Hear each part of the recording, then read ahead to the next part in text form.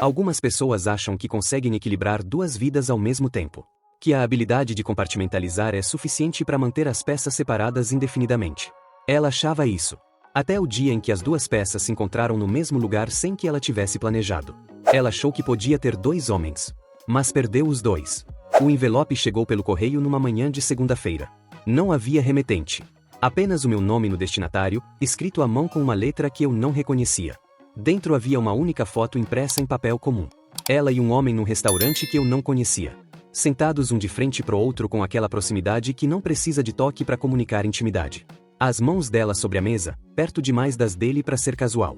No verso da foto, escrito com a mesma letra desconhecida do envelope. Você merece saber. 5 palavras. Fiquei olhando para a foto por um tempo longo. Depois olhei pro verso. Depois pro relógio na parede da cozinha. Eram 7h40 da manhã. Ela estava no banho. Eu coloquei a foto no bolso do paletó e fui fazer café. Preciso te contar sobre Marina antes de continuar. Não a história do começo, não como a gente se conheceu, não a linha do tempo completa de 7 anos juntos. Só uma coisa, ela tinha aquela qualidade específica de pessoa que nunca parece estar completamente presente em nenhum lugar. Não porque era distraída. Porque havia sempre uma camada de atenção reservada para algum outro lugar. Eu havia chamado isso de intensidade nos primeiros anos. Levei tempo para entender que intensidade e divisão não são a mesma coisa. Passaram 3 dias entre o envelope e a conversa. 3 dias em que eu carreguei aquela foto no bolso do paletó como se fosse um objeto pesado que eu precisava sentir o peso antes de decidir o que fazer com ele. Durante esses 3 dias eu fiz uma coisa que ela não sabia. Liguei pro Rafael. Rafael, meu amigo de 20 anos, que quando atendeu e ouviu o tom da minha voz disse apenas, onde você quer se encontrar? Nos encontramos num bar perto do meu trabalho. Ele chegou antes de mim, estava com uma cerveja na mesa e aquela expressão de quem está presente de verdade, sem telefone, sem distração, pronto para ouvir. Mostrei a foto. Ele ficou olhando por um momento. Você conhece o homem? Perguntou. Não. E ela sabe que você recebeu? Não. O que você quer fazer? Quero entender o tamanho completo antes de fazer qualquer coisa, respondi. Rafael assentiu devagar, como quem reconhece uma decisão que foi tomada antes da pergunta ser feita. Quanto tempo você precisa? 1 semana. Antes de continuar, preciso saber, de onde você está assistindo esse vídeo? Me conta nos comentários a cidade e o país.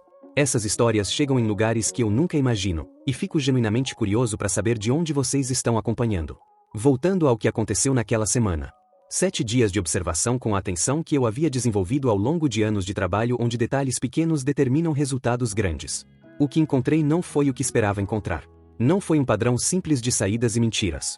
Foi uma arquitetura. As saídas dela seguiam uma lógica que eu reconheci como deliberada, nunca nos mesmos dias da semana por muito tempo, sempre com justificativas diferentes e plausíveis, sempre com a quantidade certa de detalhe para parecer verdadeiro sem detalhes suficientes para ser verificável. Era o trabalho de alguém que havia pensado muito nisso. E havia um segundo elemento que eu não havia antecipado. O homem da foto não era o único. Descobri o segundo através de uma coincidência que não foi coincidência. Numa quinta-feira eu havia saído mais cedo do trabalho porque uma reunião havia sido cancelada de última hora. Voltando para casa, passei por uma cafeteria que ficava no caminho e que ela havia mencionado uma vez como aquele lugar que eu preciso te levar um dia. Ela estava lá, com alguém diferente do homem da foto. Eu não parei. Continuei andando com aquela calma que vem quando você já não está mais sendo surpreendido, apenas confirmando o que havia começado a suspeitar. Cheguei em casa. Sentei no sofá. E passei a hora seguinte reorganizando completamente o quadro que havia construído. 2 homens. Não um erro. Não uma fraqueza momentânea que havia crescido além do que ela havia planejado. Uma escolha dupla, mantida com uma organização que exigia energia e planejamento constantes. E eu havia sido o ponto fixo que tornava tudo isso possível. O marido confiável. O porto seguro. A vida estável que dava estrutura suficiente para que as outras pudessem existir sem consequência aparente. Aquela realização foi a parte mais difícil de processar. Não a traição em si. O papel que eu havia desempenhado sem saber que estava desempenhando. A conversa aconteceu no 8º dia. Não porque eu havia planejado aquela data. Porque naquela noite ela chegou em casa com aquela leveza específica de quem teve um bom dia em outro lugar, e algo em mim decidiu que havia chegado o momento. Senta, falei, quando ela entrou. Ela me olhou. Algo na minha voz ou na minha expressão disse o que as palavras ainda não haviam dito, porque ela pousou a bolsa devagar, como quem está ganhando tempo. Sentou no sofá. Eu peguei a foto do bolso. Pus na mesa de centro entre a gente. Ela ficou olhando para ela. O silêncio que se seguiu teve textura. Era possível quase tocá-lo. Quem enviou? A voz saiu controlada, o que me disse que o instinto dela era de avaliação antes de defesa. Não sei, respondi. Mas isso é irrelevante pro que precisamos conversar. Quando você recebeu? 8 dias atrás. Ela levantou o olhar. Você ficou 8 dias sabendo e não disse nada. Precisava entender o quadro completo antes de abrir a boca. E você entendeu? Entendi mais do que a foto mostrava. A expressão dela mudou naquele momento de uma forma que eu não havia visto antes. Não culpa. Não defesa. Cálculo. Era o rosto de alguém avaliando o quanto eu havia descoberto e o quanto havia escapado. O que você sabe? Perguntou. Sei do homem da foto, respondi. Sei do outro. O cálculo no rosto dela parou. Como você? Passei pela cafeteria na quinta-feira quando saí cedo do trabalho, interrompi. Você não me viu. Ela ficou em silêncio. Há quanto tempo? Perguntei. Uma pausa longa. O tipo que não é hesitação mas escolha sobre o quanto revelar. 1 ano com o Marcos, disse finalmente. 8 meses com o Felipe. Marcos. Felipe. 2 nomes que se tornaram concretos num segundo e que antes eram apenas conceitos abstratos de uma traição que eu havia processado sem rosto. Você os manteve separados, falei. Eles não sabem um do outro. Não. E eu era a base que tornava tudo possível. Ela não respondeu. Mas não precisou. Por quê? Perguntei, e a pergunta saiu mais quieta do que eu havia esperado. Não havia raiva na voz. Havia uma necessidade genuína de entender algo que eu não conseguia montar sozinho. Porque eu não conseguia escolher, ela disse, depois de um silêncio que durou tempo suficiente para parecer honesto. Entre eles dois? Entre eles e você, ela disse. Entre a vida que temos e as coisas que sinto por eles. Então você não escolheu, falei. Você manteve todas as opções abertas enquanto eu vivia uma versão do nosso casamento que não existia de verdade. O que existe entre a gente é real, ela disse, com uma urgência que eu reconheci como genuína mas que não mudava nenhum fato. O que existe entre a gente existe numa vida que você construiu em cima de mentiras que exigiam planejamento diário, respondi. Isso não é real. É uma performance sustentada. Ela ficou em silêncio. Eu preciso te dizer algo sobre o que vai acontecer agora, falei, depois de um momento. O que vai acontecer? Vou pedir separação, respondi. Não hoje, não nessa conversa. Mas é o que vai acontecer. Você nem vai tentar. Marina. O nome saiu com uma firmeza que encerrou a frase dela antes que ela terminasse. Você manteve 2 relacionamentos paralelos por até 1 ano. Com planejamento. Com arquitetura. Isso não é fraqueza num momento difícil.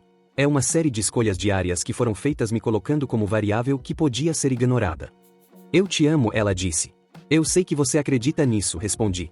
Mas amor que convive confortavelmente com esse nível de engano não é o tipo de amor que eu estou interessado em tentar salvar. Ela foi pro quarto naquela noite. Eu fiquei na sala até tarde, não de angústia, mas com aquela quietude específica de quem tomou uma decisão e está simplesmente deixando ela pousar. Liguei pro Rafael às 11 da noite. Como foi? Ele perguntou. Como eu esperava que fosse, respondi. Ela não negou nada. E você? Estou bem, disse. De um jeito que me surpreende um pouco. Por que te surpreende? Porque esperava sentir mais caos, falei. E o que sinto é clareza. Que é um sentimento estranho para uma noite assim. Clareza não é um sentimento estranho, Rafael disse. É o que aparece quando você para de carregar incerteza. Nos dias seguintes, algo aconteceu que eu não havia antecipado. Os 2 descobriram um sobre o outro. Não através de mim. Através de uma coincidência que em retrospecto parecia inevitável, o Marcos e o Felipe frequentavam o mesmo ambiente profissional, haviam cruzado em algum ponto sem perceber a conexão, e quando a conexão ficou clara, nenhum dos 2 havia ficado quieto. Soube disso através dela, que me contou com aquela expressão de quem está assistindo a uma situação sair completamente do controle que havia imaginado ter. O Marcos me ligou, disse, numa tarde em que eu estava organizando documentos no escritório de casa. Ele sabe do Felipe. Eu continuei organizando os documentos. E, respondi, sem tirar os olhos do que estava fazendo. E ele terminou, ela disse. Imediatamente. E o Felipe? Uma pausa. Ainda não sei. A resposta do Felipe chegou 2 dias depois, também através dela. Ele também terminou, disse, numa voz que havia perdido qualquer camada de controle que ainda restava. Eu estava lendo na sala quando ela entrou com essa informação. Fechei o livro. Olhei para ela. Havia algo no rosto dela naquele momento que eu nunca havia visto antes. Não choro. Não raiva. O rosto específico de quem planejou manter todas as opções abertas e acordou numa manhã sem nenhuma. Os 2 foram embora, ela disse, mais para si mesma do que para mim. Sim, concordei, simplesmente. Você vai dizer que eu merecia, ela disse. Não, respondi. Merecimento é uma palavra que não me interessa nessa conversa. O que me interessa é que você está vendo, pela primeira vez, o resultado concreto de uma série de escolhas que pareciam sustentáveis até não parecerem mais. Eu perdi tudo, ela disse, sentando na poltrona com aquela derrota que não precisava de palavras para ser comunicada. Você perdeu o que havia construído, corrigi. Que é diferente de perder tudo. O que sobrou? A possibilidade de ser honesta, respondi. Que você nunca teve enquanto estava gerenciando 3 realidades simultaneamente. Ela ficou olhando para mim por um tempo. Você está sendo surpreendentemente calmo, disse. Tenho estado calmo desde o envelope, respondi. Não porque não estou sentindo nada, mas porque aprendi que clareza serve melhor do que caos quando você precisa tomar decisões importantes. Que decisões você tomou? A separação ainda está de pé, respondi. Isso não mudou porque eles foram embora. A semana seguinte foi a mais estranha que eu já vivi dentro daquele apartamento. 2 adultos coexistindo num espaço com a formalidade cuidadosa de quem sabe que está nos últimos dias de uma era, mas ainda não deu o passo final que a encerra. Ela havia entrado num silêncio que eu não reconhecia nela. Não o silêncio defensivo dos primeiros dias depois da conversa. Algo mais fundo, mais parecido com alguém que está olhando para a própria história de um ângulo que nunca havia considerado. Numa tarde eu a encontrei sentada à mesa da cozinha com um café que havia esfriado completamente, olhando pro nada com aquela concentração de quem está construindo algo internamente. Em que você está pensando? Perguntei, sem expectativa de resposta específica. Ela levantou o olhar. Em porque eu precisava de 2, disse. Não para justificar, para entender. E acho que cada um deles preenchia algo diferente que eu havia decidido que não podia existir numa mesma pessoa, ela disse. E ao invés de procurar uma pessoa completa ou me tornar mais inteira, eu fragmentei o que precisava em múltiplas direções. E eu? Perguntei. O que eu preenchia nessa arquitetura? Uma pausa honesta. Segurança, ela disse. A certeza de que havia um lugar que não ia desaparecer. Você me usou como âncora enquanto navegava outras coisas, falei. Sim, ela admitiu. E eu precisaria viver com isso independente de qualquer outra coisa que aconteça. O processo de separação começou formalmente na semana seguinte. Conduzido com a ajuda de um advogado que Rafael havia indicado, com uma eficiência que surpreendeu as pessoas ao redor que haviam esperado conflito e encontraram organização. Havia pouco para disputar materialmente. O apartamento era alugado. Os bens eram relativamente simples de dividir. O que havia de complexo era intangível e não havia processo legal que resolvesse. Numa das últimas conversas antes de ela se mudar para um apartamento menor que havia encontrado, ela me fez uma pergunta que eu não havia esperado. Você vai conseguir confiar em alguém de novo? Fiquei em silêncio por um momento. Sim, respondi, mas com os olhos mais abertos do que tinha. Você vai ficar olhando para sinais que não existem. Vou ficar prestando atenção, corrigi. Que é diferente de paranoia. É só presença. 6 meses depois, encontrei Rafael num sábado de tarde. Estava diferente da última vez que havíamos nos visto, mais leve de um jeito que ele comentou também. Você parece alguém que pousou, ele disse. Pousou onde? Em você mesmo, ele respondeu. Aquela coisa de estar sempre com metade da atenção em outro lugar sumiu. Pensei nessa observação por um tempo. Eu acho que eu também havia fragmentado, disse finalmente. Não da mesma forma. Mas havia partes de mim que eu havia colocado em stand-by porque era mais fácil do que integrar. E agora? Agora estou juntando os pedaços, falei. Que é mais lento e mais interessante do que eu esperava que fosse. Algumas semanas depois daquela conversa com o Rafael, recebi uma mensagem dela. Curta. Direta. Comecei terapia. Não para recuperar nada. Para entender porque precisei de 2 para me sentir inteira. Li uma vez. 2. Guardei o celular. Não respondi naquele dia. No dia seguinte, escrevi, boa sorte. De verdade. Ela respondeu com uma palavra, obrigada. Ela achou que podia ter 2 homens. Perdeu os 2. E perdeu o terceiro, eu, não porque eu havia tomado uma decisão por raiva ou por ferida. Mas porque havia entendido, ao longo daqueles dias com a foto no bolso do paletó, que continuar era escolher uma versão de relacionamento que havia sido construída sobre a minha ignorância. E ignorância não é um fundamento. É apenas a ausência temporária de informação. Quando a informação chegou, o fundamento desapareceu. E quando o fundamento desaparece, o que estava em cima precisa encontrar outro lugar para estar. O que estava em cima era eu.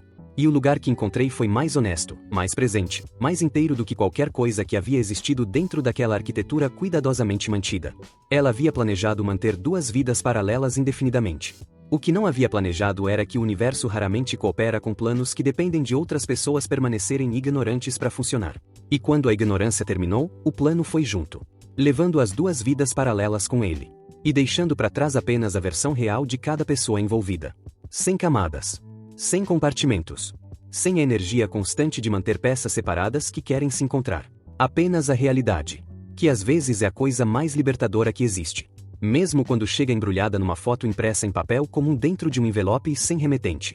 Obrigado por ficar até o final dessa história. Me conta nos comentários, em qual momento você sentiu mais a história? O que você teria feito diferente no lugar dele? Se esse conteúdo te moveu de alguma forma, o like ajuda esse canal a chegar em mais pessoas que precisam dessas histórias. E se ainda não está inscrito, o botão está aqui esperando. Tem muito mais por vir. Até a próxima!